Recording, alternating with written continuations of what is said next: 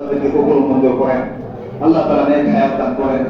মেহেরবানি করতেছেন আল্লাহ কয় ওয়াফিদ জানাহাকারিল মুমিনিন, তুমি তোমার মুমিন ভাইয়ের জন্য বাহুকে ঝুঁকিয়ে দাও, তাকে তুমি তোমার পাশে জায়গা দিয়ে দাও।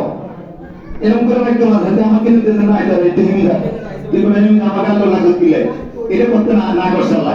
আল্লাহ কাছে তোমার লগে লাগতে দাও, তোমার লগে লাগতে দাও। ওয়াফিদ জানাহাকারিল মুমিনিন, তোমার বাহুকে ঝুঁকিয়ে দাও মুমিন ভাইয়ের জন্য। তোমার কি দিতে গেছো কথা বুঝাইছি নি?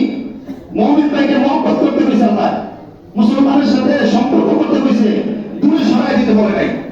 মুমিন হলে আমার শরীরে যেরকম বুঝতে হবে যে এক জায়গায় কাটলে সারা শরীরে ব্যথা করে, ঠিক না?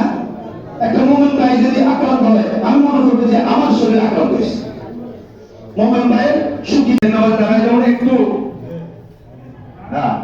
ঈদের নামাজ বাইরের লোক আসেনি, দেখেন তো উপরে উপরে যারা বসতে পারছেন সবাই, যেহেতু ভাই আজকে তো ঈদের মাঠে আমাদের